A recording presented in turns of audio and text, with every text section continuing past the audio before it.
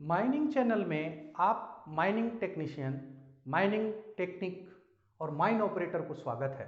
आज का topic multi seam working and continuous working पर है। यह कोल माइंस रेगुलेशन 2017 के regulation number 118 multi seam working continuous working पर यह रेगुलेशन को आज मैं संक्षेप में और इजी वे में समझाने का प्रयास करूंगा। आशा करता हूं कि आप इसको अच्छे से ग्रहण करेंगे। इस रेगुलेशन का पहला नंबर बताने से पहले मैं आपको बताता हूं कंटिन्यूअस वर्किंग और मल्टी सीम वर्किंग क्या है। कोई भी माइनिंग और वर्किंग यदि 9 मीटर के अंदर है तो उसे कंटिन्यूअस वर्किंग या मल्टी सीम वर्किंग कह सकते हैं। 9 मीटर के अंदर एक सीम के अंदर भी यदि है तो भी, और अलग अलग सीम भी यदि 9 मीटर के अंदर आता है तो कंटिन्यूअस वर्किंग। ये वर्किंग डेंजरस है क्योंकि दो सीम 9 मीटर के क्लोज प्रॉक्सिमिटी में है तो वहाँ का startup problem, gas problem, fire problem ये सब हो सकता है।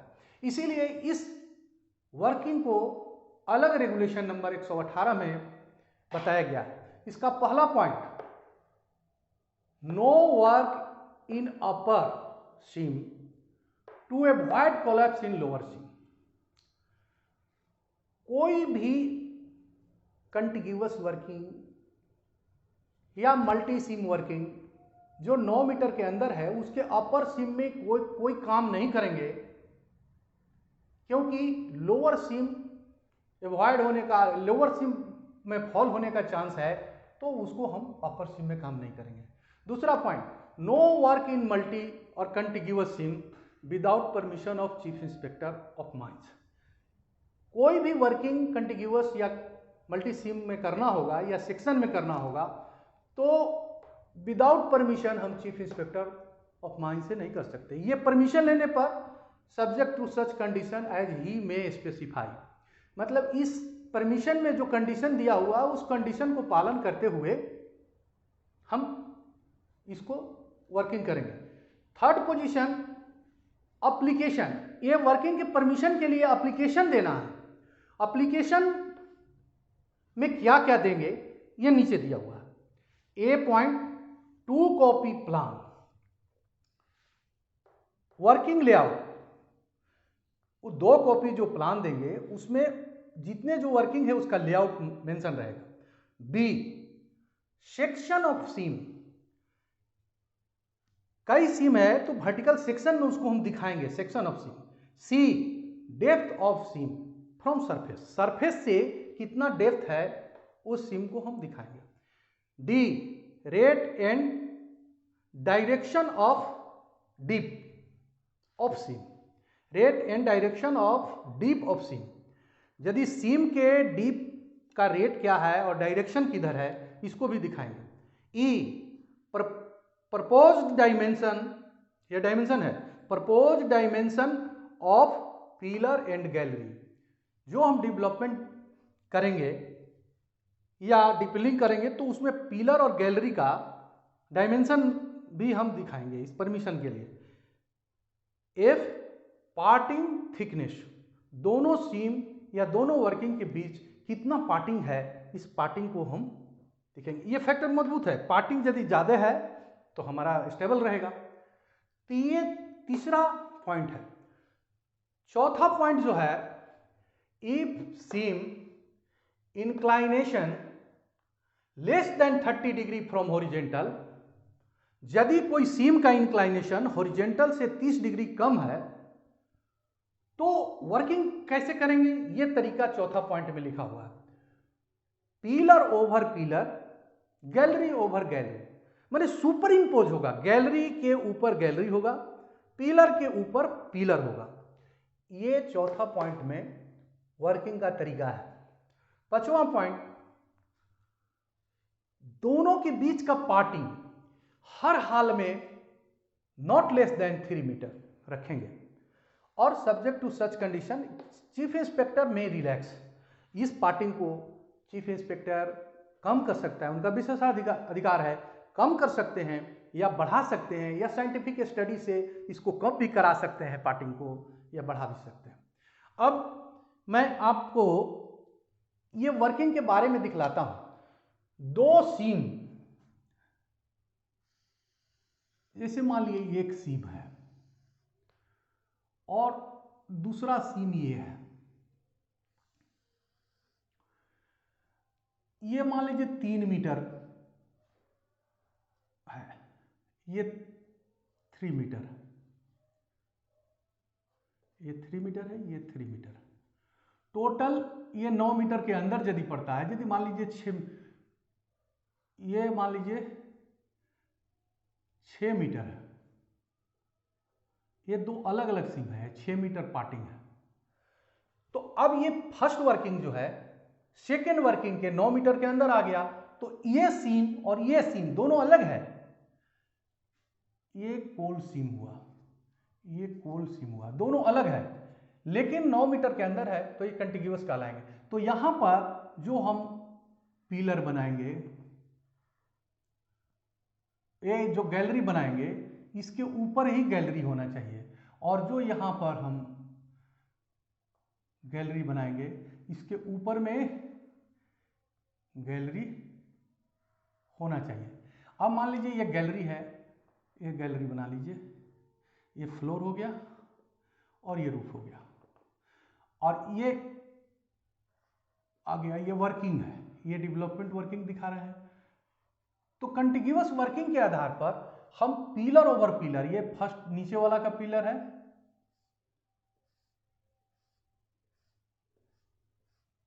और ये ऊपर वाला का पिलर है,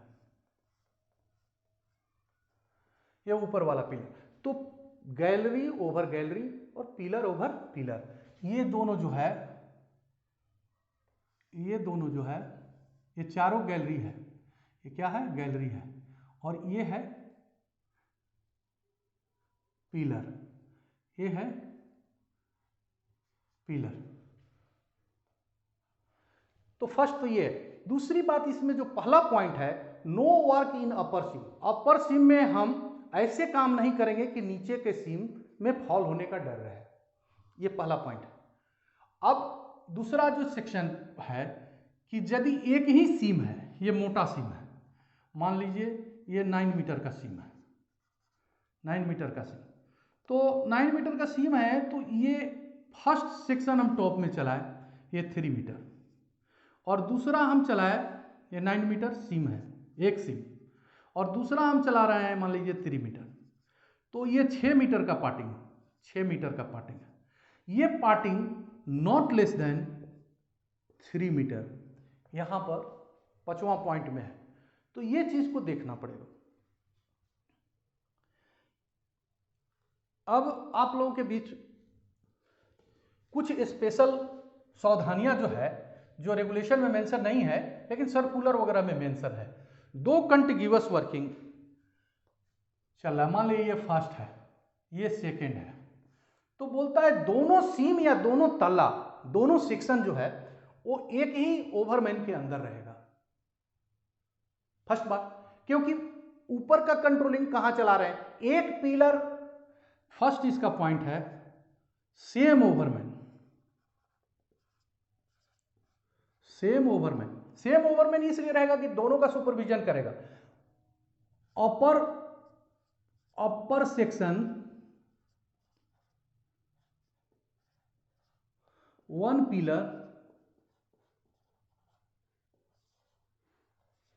एडवांस रहेगा, ऊपर सेक्शन एक पिलर आगे रहेगा। जैसे यहां पर चल रहा है तो एक पिलर आगे ऊपर सेक्शन चलेगा। दूसरा पॉइंट। तीसरा,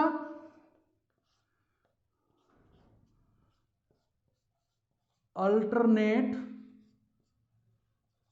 जंक्शन जो है, अल्टरनेट जंक्शन जो है वो पार्टिंग टेस्ट हम करेंगे। जैसे मान लीजिए ये गैलरी है, इसके बाद फिर ये गैलरी है, और मान लीजिए ये गैलरी है, इसी तरह से इसके नीचे ये गैलरी है, ये गैलरी है, और ये गैलरी है। तो ये पिलर है, ये सॉलिड पिलर है, ये सब पिलर है, ये पिलर है। तो ये गैलरी के पास से हम इसका पार्टिंग टेस्ट करेंगे, होल करके, ये होल करके हम इसको पार्टिंग टेस्ट करते हैं। इसके बाद एक छोड़ करके फिर दूसरा में फिर पार्टिंग टेस्ट करते हैं। तो अल्टरनेट जंक्शन में पार्टिंग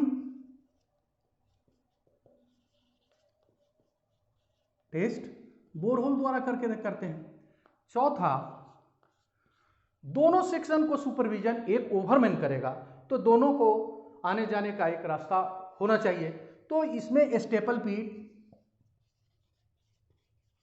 पीट का व्यवस्था होगा जी। पांचवा, दोनों सेक्शन में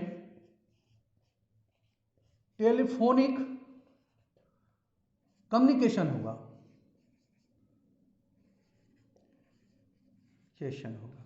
यही इसका फैक्ट है कंटिन्यूअस वर्किंग में। अब ये देखिए, डेवलपमेंट के समय भी हम लोग इसको पालन करेंगे, डिपिलिंग के समय भी उसी तरह से हम पिलर का एक्सट्रक्शन करेंगे। नीचे ताला पहले करेंगे, इसके बाद ऊपर ताला करेंगे। जैसा परमिशन डिपिलिंग के लिए लेंगे तो डिपिलिंग के परमिशन के लिए फिर वो डिपिलिंग वाला परमिशन लेंगे, परंतु ये सावधानी रहेगा।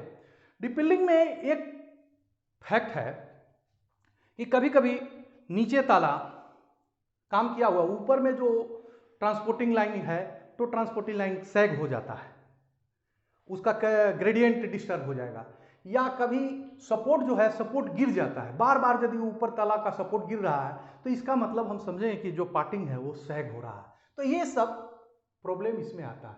तो आज का डिस्कशन मल्टी सीम और कंटिन्यूअस वर्किंग आपके साथ की है। धन्यवाद।